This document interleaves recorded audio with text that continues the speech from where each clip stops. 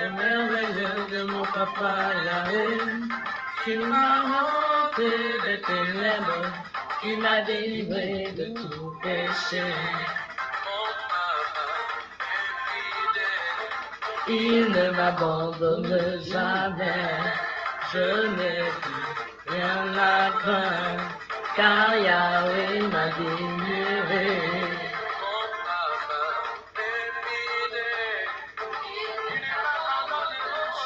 Shalom à tous, shalom à toutes. Que le Seigneur te bénisse, sache que ta présence n'est pas une présence vaine, mais que le Saint-Esprit est un rendez-vous, n'est-ce pas? Et je crois que tu es dans la joie d'être dans la présence du Seigneur. Amen, tu es dans la joie d'être dans la présence de Dieu. Est-ce que tu peux faire un pas de danse pour le Seigneur? Dans la joie, une joie immense, je suis dans l'émotion, car Yahweh m'a libéré. Est-ce que tu peux chanter ce chant avec moi? Si tu es dans la tristesse, sache que la joie de l'Éternel est ta force.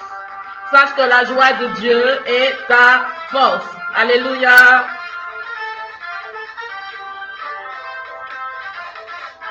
Papa est fidèle, il ne m'abandonne jamais. Je n'ai plus rien à craindre, car Yahweh m'a libéré. Ensemble, mon papa est fidèle. Il ne m'abandonne jamais, il ne t'abandonnera jamais. Je n'ai plus rien à craindre, car Yahweh m'a libéré. Hey, fais pas de danse pour Jésus. Dans la joie, une joie immense, je suis dans l'allégresse, car Yahweh m'a libéré. Je suis dans la joie immense, je suis dans l'émotion, car Yahweh m'a libéré. Est-ce que tu peux faire un pas de danse pour Jésus? Est-ce que tu peux danser pour le Seigneur? Danse pour Jésus. Un pas à droite, à gauche. Et fais un pas pour le Seigneur. Il est bon, il est merveilleux. Fais un pas pour Jésus. Jésus est bon, il est merveilleux pour toi. Est-ce que tu peux faire un pas pour Jésus? Louez, louez, louez, louez le Seigneur. Louez, louez.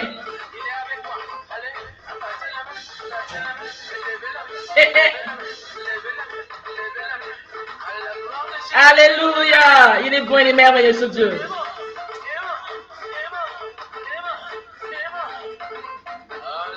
Amen.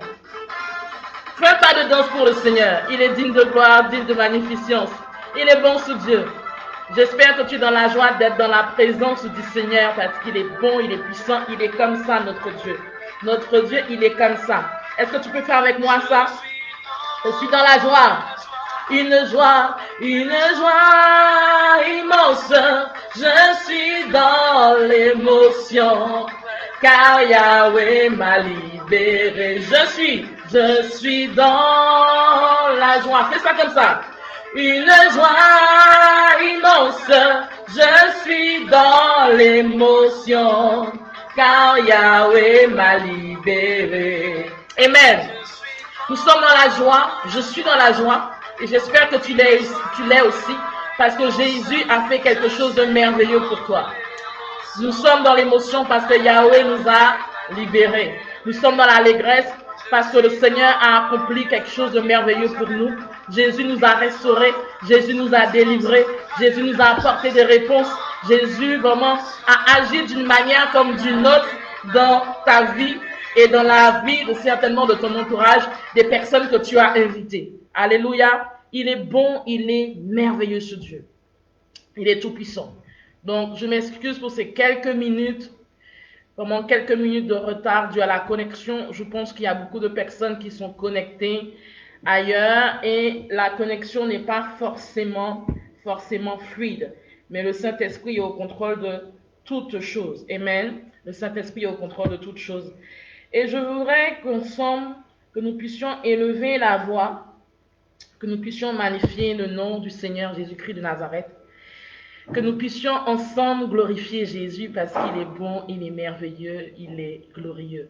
De là où tu te trouves, que ce soit dans la France métropolitaine, que ce soit en Belgique, en Suisse, en Allemagne ou certainement à Madagascar, ou encore dans la Caraïbe francophone ou Caraïbe anglophone, Saint-Martin, Saint-Barthélemy ou encore la Guadeloupe, la Martinique ou encore une autre île, je voudrais qu'ensemble que nous puissions élever nos voix vers le Seigneur. Car la parole de Dieu déclare que là où deux ou trois sont assemblés en son nom, pas en mon nom, mais en son nom, il est au milieu d'eux, n'est-ce pas? Et il est important que nous puissions vraiment prendre conscience de cela. J'avais une vidéo à vous partager de quelques minutes, mais vu la fluidité du réseau, je pense que ça va être difficile, mais j'essaierai de la partager certainement après ce moment que nous avons ensemble, de façon à ce que chacun soit édifié par le témoignage qui a été envoyé par un serviteur de Dieu depuis la Côte d'Ivoire. Voilà, donc que le Seigneur nous bénisse, que le Seigneur nous fortifie. Donc élevons la voix ensemble, n'est-ce pas? Élevons la voix ensemble parce que nous sommes dans la joie d'être dans la présence du Seigneur. Père, nous te bénissons, nous te rendons toute la gloire. Nous voulons te bénir, nous voulons t'exalter. Ta parole déclare que nous sommes tes enfants, nous sommes tes fils et tes filles. La nature, la création t'adore et te célèbre. À plus forte raison, nous qui sommes des fils et des filles, nous devons t'honorer parce que tu es notre Père. Tu es un Père pour nous, pour ceux qui n'ont pas eu de Père. Tu es un Père pour nous, pour tous ceux qui sont orphelins. Tu es un Père pour ceux également qui ont eu un Père présent, mais certainement qui a été absent de par Seigneur, son comportement. Mais quel que soit, Seigneur, notre état, quel que soit là où nous sommes, tu es notre Père qui est dans les cieux. Et nous sanctifions ton nom encore aujourd'hui, parce que nous te demandons pleinement que ton règne vienne dans notre vie, que ton règne vienne dans chaque domaine de notre vie. Seigneur, nous voulons être effacés, afin que toi, tu puisses être élevé. Nous voulons moins de nous, mais nous voulons plus de toi. Seigneur, aujourd'hui, avec tout ce que nous avons reçu depuis cette trentaine de jours, tu nous as parlé, tu nous as interpellés, tu as mis le doigt sur plusieurs domaines de notre vie. Tu nous as enseigné, tu nous as construit. Tu as permis que, Seigneur, que nous puissions avoir des clés, des secrets, des astuces, afin que nous puissions avoir une vie de victoire et une vie de succès. Seigneur, tu as disposé des promesses qui sont réelles et tangibles. Non pas des promesses, Seigneur, qui sont des fables ou qui sont illusions, mais des promesses, Seigneur, afin que nos vies soient transformées, afin que nous puissions jouir de ce que tu as dit et déclaré sur nos vies. Père, merci pour ce moment, parce que nous reconnaissons que tu es bon envers nous. Nous reconnaissons que tu es merveilleux pour chacune de nos vies. Nous reconnaissons, Seigneur, ta miséricorde, ta bonté, ton amour, ta grâce envers chacune de nos vies. Et de là où nous sommes, quel que soit le lieu géographique, que nous soyons, Seigneur, sur un continent européen ou sur un continent, Père d'Afrique, que ce soit, Seigneur, au continent américain, nous voulons élever ton nom. Parce que, Seigneur, nos lèvres veulent vraiment élever ta personne, élever, Seigneur, la majesté des majestés que tu es. Il n'y a aucun Dieu comme toi. Il n'y a aucun Dieu semblable à toi. Nous pourrons chercher à droite et à gauche. Nous ne trouverons jamais aucun Dieu à la dimension de ce que tu es. Nous pourrons, Seigneur, aller dans toutes les contrées sur cette terre. Nous ne trouverons jamais un Dieu comme toi, qui est toujours fidèle et qui est toujours immuable. Un Dieu parfait, un Dieu miséricordieux, un Dieu vraiment infini. Un Dieu qui est l'alpha et l'oméga, le commencement et la fin. Celui qui amène l'impossibilité à la possibilité. Celui qui franchit et qui détruit toute limitation, toute barrière, tout obstacle. Seigneur, aujourd'hui, de là où nous sommes, nous voulons implorer, vraiment t'implorer pour tout ce que tu fais dans nos vies. Et nous voulons te demander de prendre le contrôle de ce moment. Que Père, que ce que nous allons partager aujourd'hui, c'est afin que chacun puisse non seulement se réajuster, se repositionner ou encore affermir ses pas en toi. Père, que chacun, chacune aujourd'hui puisse être disposé à entendre ta voix. puisse être disposés à recevoir de toi. Car Seigneur, tu veux que nous puissions aller de gloire en gloire. Tu veux que nous puissions être libérés de tout ce qui nous tenait en captivité, afin que nous puissions nous lever et briller dans chaque domaine où nous évoluons, dans chaque domaine où, Seigneur, dans chaque couloir de notre destinée. Père, merci. Parce que Seigneur, tu ouvres nos oreilles physiques et spirituelles. Tu ouvres notre cœur, Père. Et que Seigneur, nos sens spirituels, que notre homme intérieur soit prêt à recevoir de toi. Afin que Seigneur, que nous puissions gagner en maturité et gagner aussi dans notre marche de tous les jours. Père, merci pour ce moment merveilleux. Que ton Saint-Esprit soit au-devant de toutes choses. Prends le contrôle. Et que Seigneur, que toute l'honneur et que toute la gloire te reviennent à toi et à toi seul, dans le nom de Jésus-Christ de Nazareth, et que tout le monde dise Amen. Alléluia.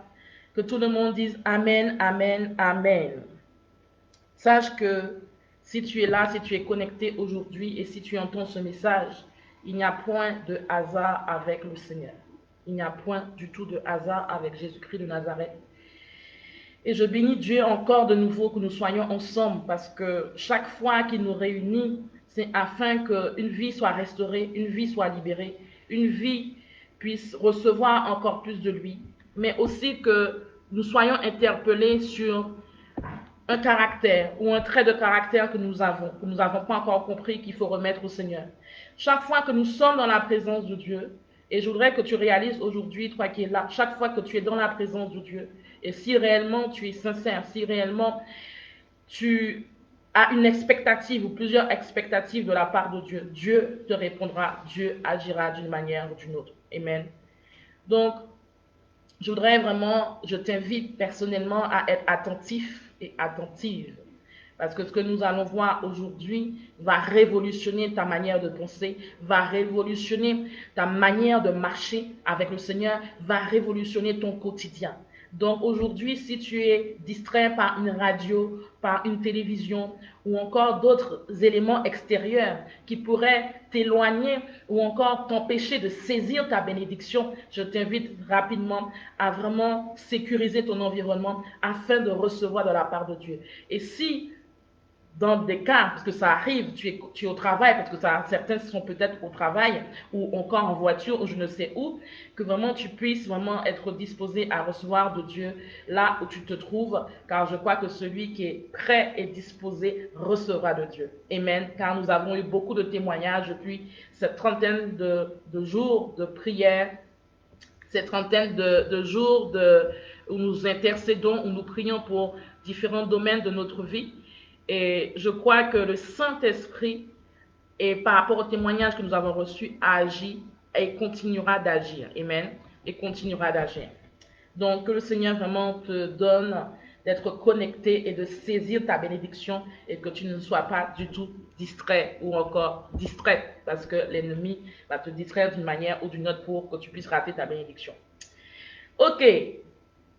Chacun de nous, que nous soyons hommes ou femmes, que nous soyons jeunes hommes ou jeunes femmes, nous aspirons, ou nous avons aspiré, n'est-ce pas, à vivre une vie épanouie, ou nous aspirons toujours à vivre une vie épanouie, n'est-ce pas, à avoir un parcours rempli de succès.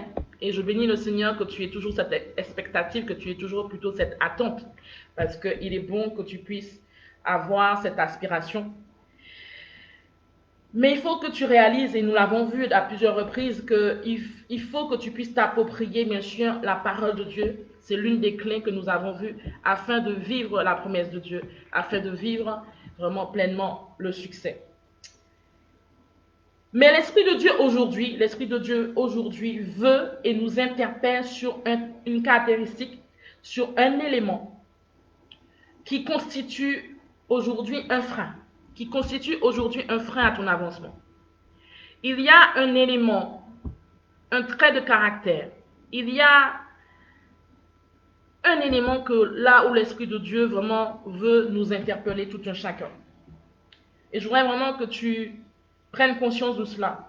Cet élément est un frein à notre percée. Cet élément est un frein, je dirais même un obstacle à notre parcours, à notre parcours, mais aussi à ce que nous puissions vivre et manifester, vivre les promesses de Dieu. est un frein.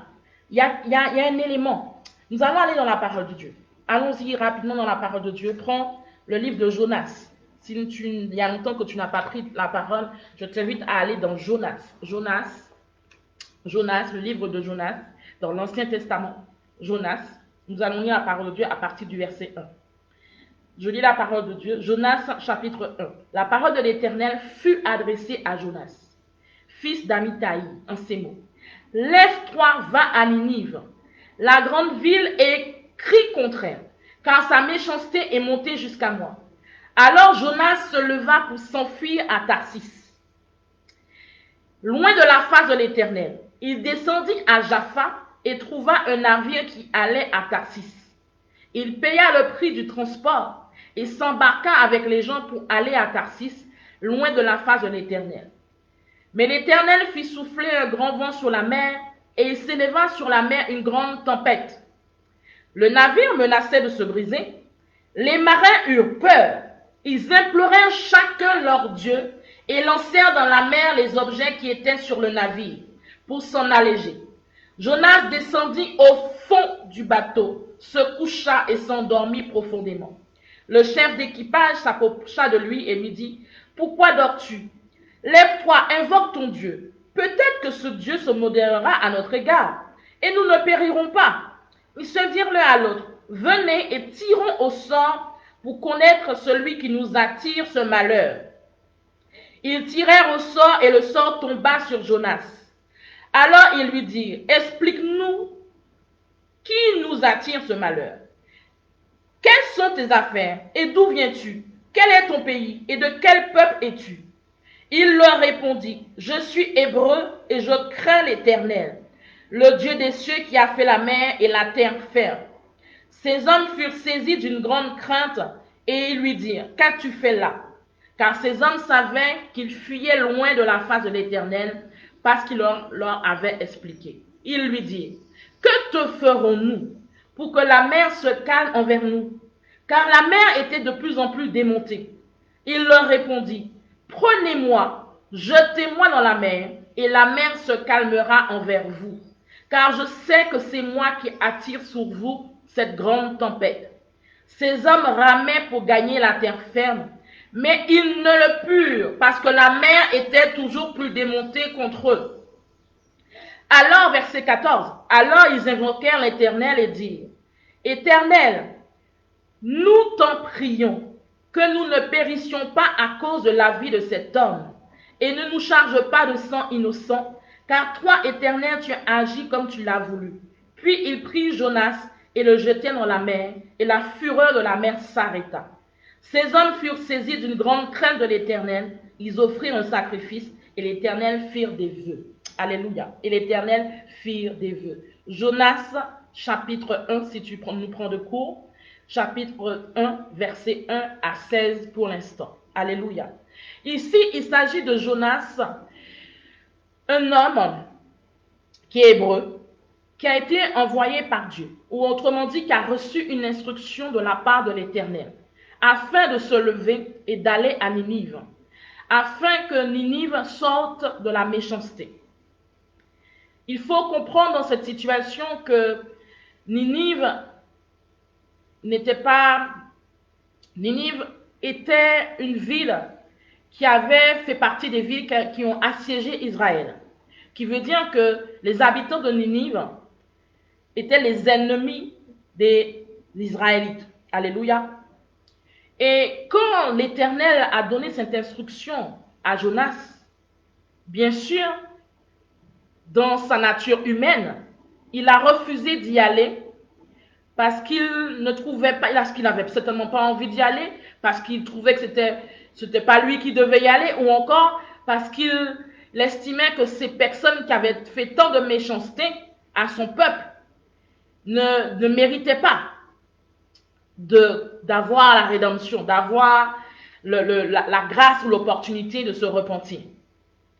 Mais ici, il y a plusieurs points précis et il y a plusieurs enseignements que Dieu veut nous interpeller, où Dieu veut vraiment que nous puissions prendre conscience de cela.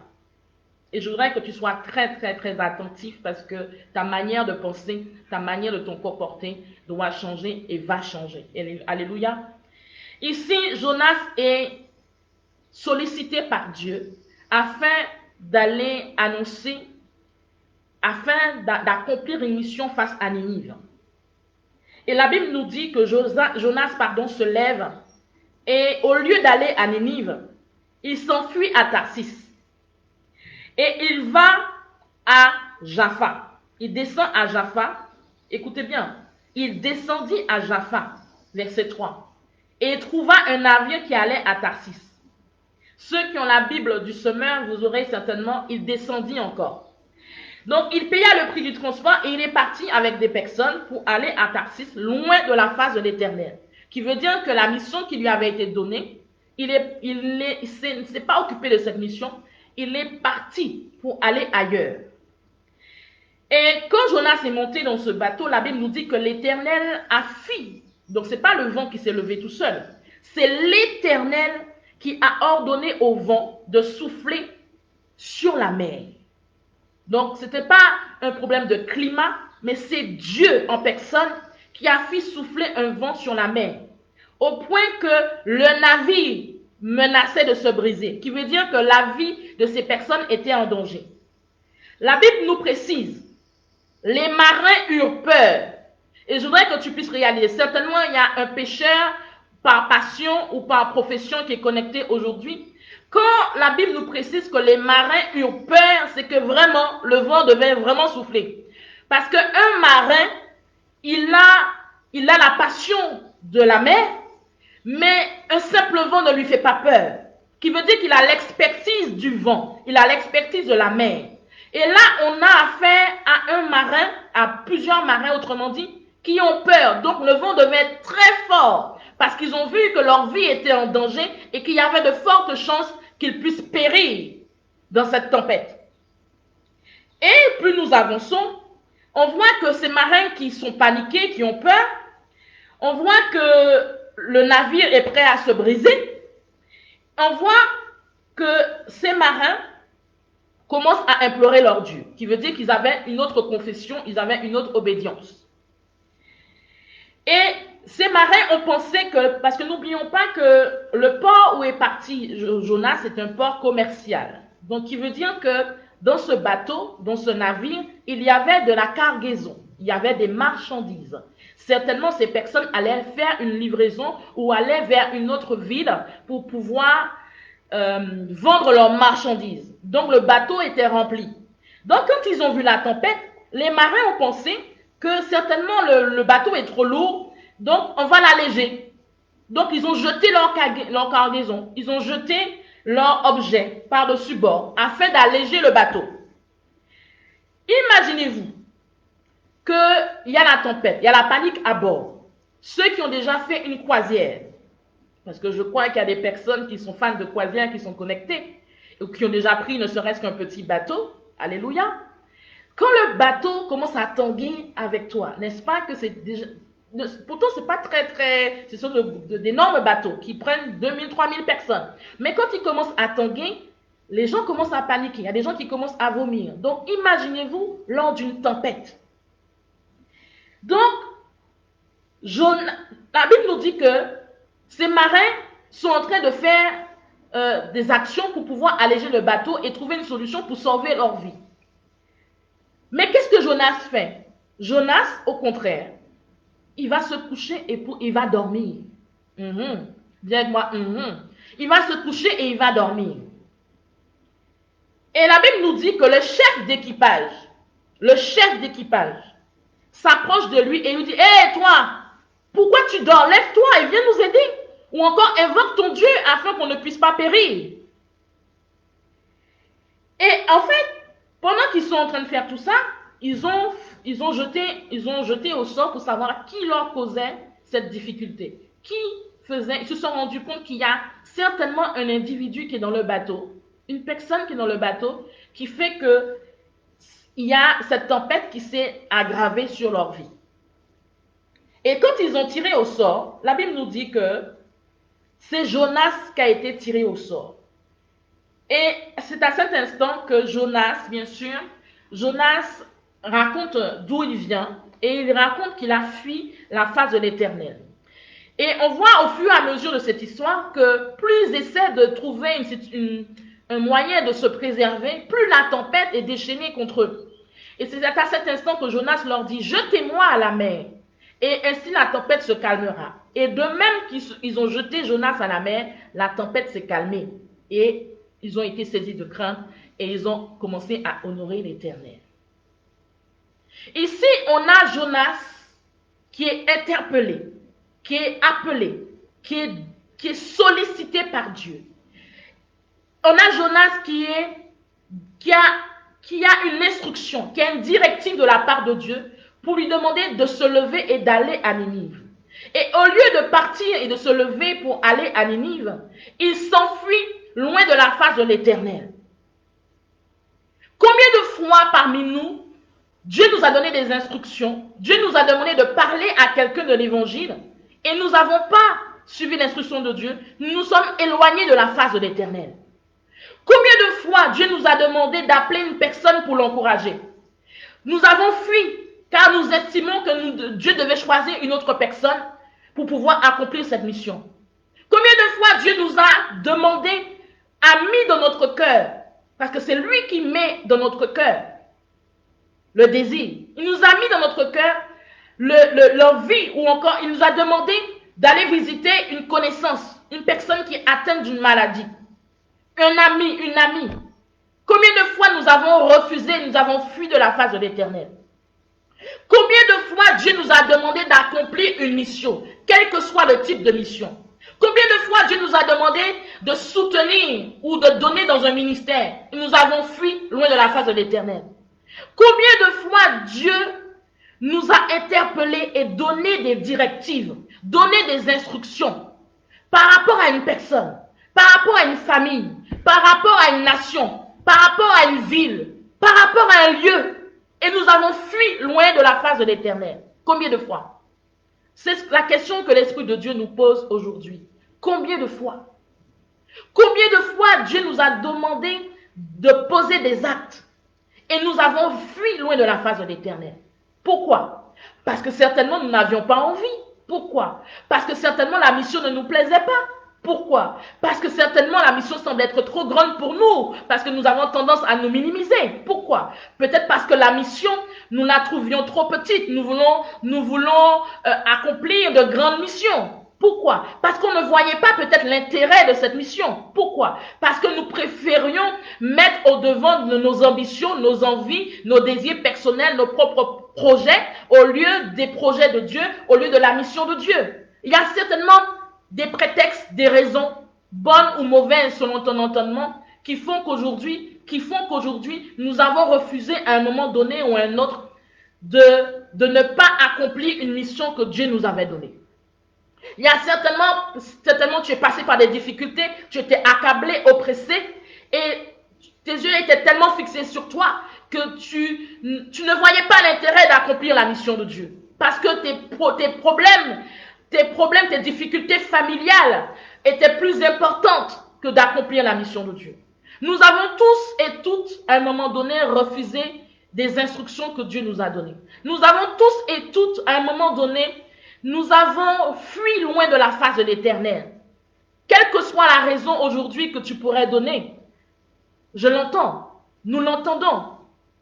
Mais quelle que soit la raison que tu as, quel que soit le prétexte qui fait que tu n'as pas pu accomplir la mission ou les missions que Dieu t'a données, sache que chaque fois que tu fuis la mission, sache que chaque fois que tu fuis les instructions de Dieu, sache que chaque fois que tu t'éloignes ou tu n'accomplis pas ce que Dieu t'a demandé de faire, tu commences à descendre spirituellement.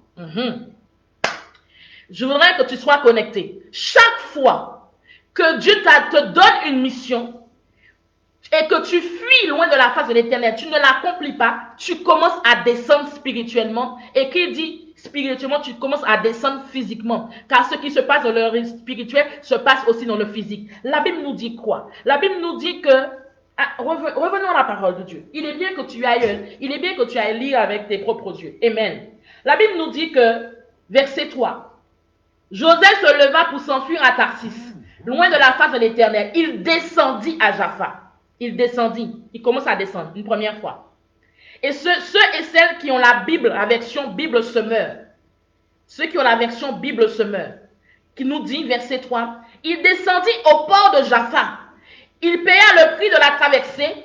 Il descendit dans le bateau. Il descend encore une deuxième fois. Hey! Que quelqu'un soit connecté. Pour aller à l'équipage, loin de la présence de l'Éternel. Et la troisième fois, verset 5. Troisième fois, verset 5. Jonas descendit au fond du bateau, se coucha. Donc, il faut que tu réalises, homme, femme, qui que tu sois, que chaque fois que Dieu te donne une instruction, que Dieu te donne des directives, que Dieu te donne une mission ou plusieurs missions à accomplir, chaque fois que tu fuis ou que tu te caches ou encore que tu t'éloignes de cette mission, quel que soit le prétexte que tu pourrais donner aujourd'hui, valable ou non, sache que toi-même, tu commences à descendre spirituellement et physiquement, premièrement. Deuxièmement, tu amènes un vent dans ta vie. Le fait que tu ne vas pas accomplir la mission, tu attires la colère de Dieu sur ta vie. Hey! Tu attires la colère de Dieu sur ta vie. La Bible nous dit quoi? La Bible nous dit, verset 4. La Bible n'a pas dit qu'il y a eu un mauvais climat, il y a eu la pluie. Non. La Bible nous dit que l'Éternel fit souffler. Ce n'est pas qu'il y a eu un changement de climat. C'est que l'Éternel lui-même a décidé de faire souffler un vent sur le bateau. Donc, il faut que tu réalises que chaque fois que nous avons une attitude où nous fuyons la face de l'Éternel, autrement dit, nous n'accomplissons pas ou tu n'accomplis pas ce que Dieu t'a demandé de faire parce que tu ne comprends pas ou parce que tu ne veux pas ou quel que soit le motif, tu commences à descendre spirituellement. Et qui veut dire tu commences à descendre physiquement. 2, le vent arrive dans ta vie. Et le vent arrive dans ta vie et toi, le vent qui est arrivé dans ta vie par Dieu lui-même se transforme en tempête. Il se transforme en tempête.